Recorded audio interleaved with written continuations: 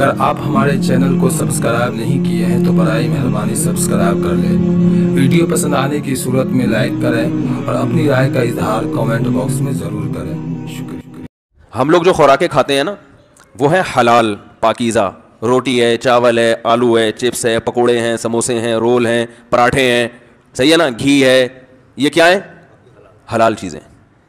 یہ کھائیں گے طاقت آئے گی, نارمل زندگی گزاریں گے. کچھ چیزیں ایسی اللہ نے پیدا کی ہیں جو آپ کو بالکل نکھار کے رکھ دیں گی.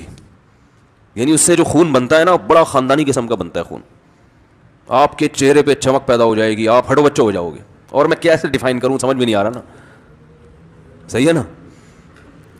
وہ ہے زیتون, انجیر اور شہد, دودھ, کھجور. سمجھ رہے ہو؟ نہیں سمجھ رہے.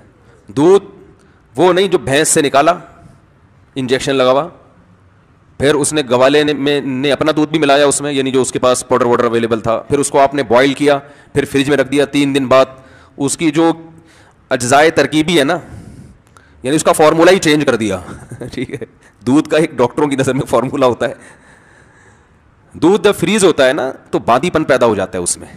تو دودھ کے صحیح فائدے اٹھانے ہیں نا, بالکل ہٹو بچوں قسم کا دودھ پینا ہے, تو ادھر جانور کے تھن سے دودھ نکالا اور فوراً پی گئے. یہ والا دودھ آپ چند دن پی کے دیکھیں, اپنی صحت دیکھنا, اپنا پیٹ کا سسٹم دیکھنا, آپ ایسیڈیٹی ختم اور زبردست ہٹو بچوں کام ہو جائے گا آپ کا. ہم تو پیتے ہیں فریج کا یا بوائل کر کر کے, ملائی اس کی الگ ہو جاتی ہے, اس کی جو قدرتی جو اس کی جو ترکیب ہے نا وہ چینج ہو جاتا ہے اس میں. تو خیر, زیتون کھائیں یعنی پئیں. ٹھیک ہے. انجیر ہے, کھجور ہے. ہمارے نبی صلی اللہ علیہ وسلم کے گھر حضرت عائشہ فرماتی ہیں 2 مہینے کھجور اور پانی کے علاوہ کچھ بھی نہیں کھایا جاتا تھا. اللہ تعالیٰ پیغمبروں کے لیے جس قسم کی خوراک کا سلیکشن کرتے ہیں نا وہ سب سے بہتر خوراک ہوتی ہے ہر لحاظ سے. نبی صلی اللہ علیہ وسلم نے چاول نہیں کھائے. وہ الگ بات ہے کہ چاول عرب میں تھے ہی نہیں, لیکن اللہ نے ایسی چیزیں پیدا ہی نہیں ہونے دی وہاں پہ کہ پیغمبر کھائیں اور پھر ہمارے لیے وہ سنت بن جائے. ابھی دیکھو یہ بیٹھے ہوئے ہیں نا ماشاءاللہ, بتانے میں کوئی حرج تو نہیں ہے, یہ وہاں یو ایس اے آرمی میں, یو ایس اے کس میں ہے بھائی, ڈپارٹمنٹ میں ہے وہ, اس میں گورنمنٹ ڈپارٹمنٹ میں, ان کو ایسے شعبے میں ہے, سیکیورٹی سے ان کا تعلق ہے نا, وہاں پولیس سے تعلق ہے. بتا دیتا ہوں یار, اس میں کوئی حرج تو نہیں ہے, کوئی آپ ہمیں پکڑو گے تو نہیں نا. تو یو ایس اے کی پولیس میں ہے یہ.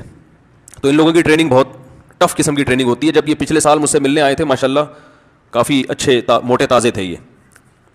اب یہ جب ملنے کے لیے آئے تو میں نے کہا باقی کہاں ہیں آپ, ہیں تھوڑے سے آئے ہیں آپ, تھوڑے سے, باقی کہاں گئے آپ؟ ایسے سل میں اسمارٹ ہو گئے یہ. اور ماشاءاللہ انہوں نے طلاق یافتہ خاتون سے شادی بھی کی ہے جس کے بچے بھی ہیں, اور یہ ابھی اپنی ستیلی بیٹی کو لے کے بیٹھے ہیں بیان سن. تو یہ بھی ایک خوشی کی بات ہے. کیا خیال ہے؟ تو ابھی نماز سے پہلے میں نے ان سے پوچھا یار آپ ماشاءاللہ بالکل ہی فٹ فاٹ ہو گئے, تو آپ لوگوں کو وہاں جب ٹریننگ کے دوران کچھ خوراک پر بھی ظاہر ہے سمجھایا جاتا ہوگا کہ ہم تمہیں بھگا رہے ہیں, ایسا نہ کچھ ایسی چیزیں کھا لو گے یہ بھاگنا سارا ضائع ہو جائے, تو کچھ خوراک میں بھی وہ گائیڈ کرتے ہیں. انہوں نے کہا بھائی چاول کھانے کی اجازت, بولو بھائی نہیں, تو چاول کھائیں آپ, میں منع نہیں کر رہا, ہم بھی کھاتے ہیں, لیکن ظاہر ہے چاول کیا ہے, اس میں نشاستہ زیادہ ہے, اس میں شکر زیادہ ہے, تو توند بھی نکلتی ہے, پھولتا بھی آدمی. تو ہمارے نبی صلی اللہ علیہ وسلم نے ایسی غذائیں استعمال کی ہیں کہ ان کو کھا کے موٹاپا نہیں آتا. وہ الگ بات ہے وہ عرب میں تھی وہی, لیکن اللہ ایسی چیز پیدا ہی نہیں کرتا پیغمبروں کے لیے نا کہ وہ کھائیں اور ہمارے لیے وہ ایک نمونہ بن جائے. اگر نبی صلی اللہ علیہ وسلم کے پاس چاول ہوتے اور آپ کھا رہے ہوتے تو ہم کہتے ہفتے میں 6 دفعہ چاول کھانا سنت ہے. تو اللہ نے کھانے نہیں دی ایسی چیزیں. دودھ میں بھینس کا دودھ بھی اچھا ہوتا ہے, گائے کا دودھ بھی اچھا ہوتا ہے, بکری کا ہٹو بچوں ہوتا ہے, اونٹنی کا ہٹو بچوں اچھا ہوتا ہے. ہمارے نبی نے سب سے زیادہ اونٹنی کا اور بکری کا دودھ پیا ہے. آپ ریسرچ کر کے دیکھ لو, اس میں فیٹ کم ہوتا ہے, موٹاپا نہیں آتا. موٹاپا پیدا کرنے والی چیزیں ہمارے پیغمبر نے اور صحابہ نے کھائی نہیں ہیں. اونٹنی کا دودھ اور بکری کا دودھ, یہ چیزیں یہ موٹاپا نہیں پیدا, اس میں فیٹ نہیں ہوتا اونٹنی کے دودھ میں, اور جگر کے لیے بہت اچھا ہوتا ہے. پھر جو کھائیے, گندم بہت کم کھائیے. تو کھجور تو مستقل آپ کھجوریں کھاتے رہیں, عادت ڈالیں, آپ دیکھو آپ کے چہرہ پہ ایسی فریشنس آ جائے گی نا, کیونکہ آپ صلی اللہ علیہ وسلم نے فرمایا افطار کس سے کرو, کھجور سے. اس کو آپ نے طیب فرمایا, ایسی پاکیزہ چیز ہے, کیونکہ جب خالی پیٹ ہے نا تو جو کھاؤ گے ٹھا کر کے لگے گا جسم کو. تو ایسے موقع پہ گٹکا بھی کھا سکتے ہو, اس وقت جو گٹکے کا اثر ہوگا وہ بھرے ہوئے پیٹ نہیں ہوگا.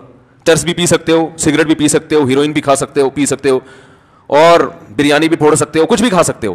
لیکن آپ نے فرمایا کہ ایسے موقع پہ کیا کھانا ہے؟ کھجور. آپ کہہ سکتے ہیں ہم تو رمضان میں کھجوریں کھاتے ہیں تو ہمارے چہرے پر تو وہ فریشنس اور یہ سب ویکنس ختم نہیں ہوتی. وجہ اس کی ہے کہ 2 دانے آپ کھجور کے کھاتے ہیں, پھر طبیعت سے رول سموسے پھوڑتے ہیں. ٹھیک ہے نا. تو بھائی کھجور کا مطلب پتا ہے, پھر کھجور ہی کھاؤ, پیٹ بھرو کھجور سے. اور یہ دماغ میں سے نکال دیں کہ کھجور کھائیں گے تو پھر فلاں چیز کی کمی کیسے پوری ہوگی. وہ سب کچھ اللہ نے اس میں, صرف کھجور ہی کھا لینا آپ, سب کچھ ہو جائے گا. اس میں آپ کو طاقت بھی ملے گی, جو کاربوہائیڈریٹ ہے وہ بھی ملے, گلوکوز اچھا والا گلوکوز ملے گا آپ کو, اور آئرن بھی ہے, ہر چیز ہے. کہتے ہیں کھجور میں ایک اتنے سے دانے میں اللہ نے جتنی چیزیں جمع کر دی ہے نا, اتنی کسی اور پھل میں یکجا جمع نہیں ہوئی ہے. تو امی عائشہ, آج میں فجر میں حدیث پڑھتا ہوں نا یہاں روزانہ, تھوڑی دیر کا درس ہوتا ہے, تو امی عائشہ فرماتی ہے کہ چاند, وہ تو غربت بیان کر رہی تھی کہ رسول اللہ صلی اللہ علیہ وسلم کے 3 چاند گزر جایا کرتے تھے اور ہم کھجور پانی کے علاوہ کچھ بھی میسر نہیں ہوتا تھا. ایسی زندگی تھی, لیکن اللہ نے اسی میں بڑی پاور رکھی ہے, طاقت رکھی ہے. تو چیزیں کھائیں, وہ بھی کھاتے ہیں, چھوڑ کون سکتا ہے, لیکن زیادہ آہستہ آہستہ جو فوکس کریں نا ان چیزوں کو. انجیر ہے, عرب لوگ کھاتے ہیں. میں شام کو, آپ کو پتا ہے ہم ترکی گئے تو وہاں شامی مہاجرین بہت تھے, تو ہم جب شام کے لوگوں کو دیکھتے تھے ان کے چہرے میں الگ ہی رونق, چہرے میں الگ ہی نور. تو ہم اپنے دوستوں سے پوچھا یار یہ اتنے خوبصورت لوگ کیوں ہیں؟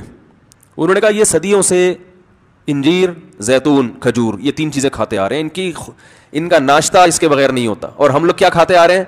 صدیوں سے پراٹھے پھوڑتے آ رہے ہیں, جیم کے ساتھ مکھن بھی ہمارا پتہ نہیں کون سا والا مکھن ہوتا ہے بھائی, جس نے جو لا کے مکھن کے نام پہ پکڑا دیا وہ کھانا شروع کر دیا ہم نے. تو خیر یہ میرا موضوع نہیں ہے, پھر بات ادھر کو چلی جاتی ہے. تو نبی صلی اللہ علیہ وسلم نے ارشاد فرمایا, تو اسلام اندر کی طہارت کا بھی قائل. دیکھو قرآن نے قسم اٹھائی, والتین والزیتون, قسم ہے انجیر کی, قسم ہے زیتون کی, وہذا البلد الامین, اور اس مکہ والے شہر کی بھی قسم ہے. لقد خلقنا الانسان فی احسن تقویم, انسان کو ہم نے بہت خوبصورت تقویم میں, یعنی سب سے خوبصورت ہم نے انسان کو پیدا کیا ہے. اب دیکھو عجیب بات ہے, قسم جس چیز پہ اٹھائی جاتی ہے تو اس میں اور قسم میں کوئی مناسبت ہوتی ہے کہ نہیں ہوتی؟ مخلوق کے لیے اللہ کے علاوہ کسی اور کی قسم اٹھانا جائز نہیں ہے, لیکن جب اللہ قسم اٹھاتا ہے نا مخلوق کی تو وہ دلیل کے طور پر, گویا یعنی اللہ اس میں یوں کہہ رہے ہیں کہ انجیر اور زیتون اور مکہ, بلد الامین سے مراد کیا ہے؟ مکہ, یہ تینوں اس بات پر گواہ ہیں کہ ہم نے انسان کو بہت ہی بہترین انداز میں پیدا کیا ہے. اب سوال پیدا ہوتا ہے انجیر کا اس قسم سے اور زیتون کا اس قسم سے اور مکہ کا انجیر زیتون سے کیا تعلق؟ بھائی یہ تینوں آپس میں کوئی میچنگ نہیں ہو رہی, ان تینوں کی آپس میں میچنگ نہیں ہو رہی, اور پھر قسم کی اس دعوے سے میچنگ نہیں ہو رہی جو اللہ نے قسم کے بعد دعویٰ کیا ہے. تو یہ بڑی خاندانی میچنگ ہے. جو انجیر اور زیتون کھاتے ہیں نا انہی کا دماغ اتنا تیز ہوتا ہے کہ ان کو یہ میچنگ سمجھ میں آ جاتی. سمجھ رہے وہ کیا ہے؟ اللہ فرماتے ہیں کہ انسان کی خوراک میں نے انجیر اور زیتون بنائی. یہ خوراک کسی عام مخلوق کی نہیں ہو سکتی. یہ انسان کی جسمانی ترقی کے لیے بہترین غذائیں ہیں, بہترین غذائیں. اور مکہ انسان کی روحانی ترقی کے لیے, کیونکہ مکہ وحی کا مرکز ہے. تو تہذیب یافتہ زندگی گزارنے کے لیے گائیڈنس اس کو کہاں سے مل رہی ہے؟ مکہ سے, جو اس کی روح کو طاقت دے رہا ہے.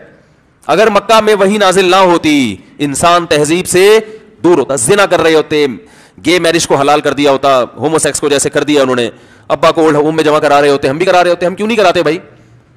ارے ابا اماں کو ہم کیوں گھر میں خدمت کرتے ہیں؟ مذہب کی وجہ سے نا. کیا خیال ہے بھائی؟ ورنہ تو ہم ہر چیز میں گوروں کو فالو کر رہے ہیں, تو پھر ابا کو گھر میں کیوں رکھا ہوا ہے؟ گورے تو ابا کو گھر میں نہیں رکھتے. بھائی نہیں سمجھ میں آ رہا تو بتا دو, میں گھر چلا جاتا ہوں. کامن سینس کی بات ہے نا, ہر چیز میں گورا گورا گورا گورا. ایک آدمی نے مجھے اتنا دماغ کھایا, میں نے کہا یار آپ گوروں کے بارے میں یہ کہہ رہے ہو, وہ یوں, کوئی تعریف بھی تو ہوگی. میں نے کہا سب سے بڑی تو بھائی گورے ہیں بھائی وہ. میں نے کہا کہ ان کی جو خوبی ہے میں ان کا تھوڑی انکار کرتا ہوں. کہتے مثلاً میں نے کہا سب سے پہلی خوبی تو یہ گورے ہیں, ہم اس جیسے گورے نہیں ہم لوگ. تو اور خوبیاں بھی ہیں, میں خوبیوں کا منکر نہیں ہوں بھائی, لیکن میں یہ کہہ رہا ہوں کہ ہم تو چاہے خوبیاں ہو خامیاں ہو ہر چیز میں ان کو فالو کر رہے ہیں نا. گورے ہونے کے علاوہ بھی خوبی ہے, یہ نہیں کہ صرف گورے ہی ہونا ہے, اس کے علاوہ بھی کچھ خوبیاں ہیں ان کے اندر. 2 نمبریاں نہیں ہے, منافقت نہیں ہے, یہ سب چیزیں نہیں ہے وہاں پہ. تو اب کیا ہے کہ ہر چیز میں ان کو فالو کر رہے ہیں. تو اس اصول کے تحت تو ہمیں اپنے ابا اماں کو کہاں جمع کرا دینا چاہیے تھا, لیکن نہیں جمع کراتے. بھائی مذہب ہے یار, اللہ اس کے رسول کا حکم ہے, تو عذاب آئے گا. تو یہ جو تہذیب والی تعلیم جو روح کو طاقت دینے کے لیے ضروری ہے، یہ مکہ ہے، اس وجہ سے یہ سب چیزیں ہمیں ملی ہے، کیونکہ وہی نازل ہونا کہاں سے شروع ہوئی؟ مکہ سے. تو مکہ مرکز ہے جس سے انسان کو گائیڈنس ملی، روحانی زندگی، روحانی طاقت ملی. اور اللہ فرماتے ہیں تمہاری جسمانی طاقت کے لیے کیا رکھا ہے میں نے؟ انجیر اور زیتون. اس سے پتہ چلتا ہے کہ انسان عام مخلوق سے ہٹ کر ہے، اس کی روحانی ترقی کے بھی انتظام ہم نے کیا ہے. اور باڈی کو بہترین خوبصورت بنانے کے لیے جو غذائیں ہم نے اس کو دی ہیں وہ بھی انجیر اور زیتون جیسی خاندانی غذائیں ہیں. اس سے پتہ چلتا ہے انجیر اور زیتون کیا چیز ہے. سمجھ رہے ہو کہ نہیں سمجھ رہے؟ لیکن زیتون پکا کے نہیں کھایا کریں، اس میں نقصان ہوتا ہے. مجھے امید ہے کہ آپ کو یہ ویڈیو پسند آئی ہوگی. اگر پسند آئی ہو تو یہ آپ اپنے دوستوں کے ساتھ شیئر کریں اور اس چینل کو سبسکرائب ضرور کریں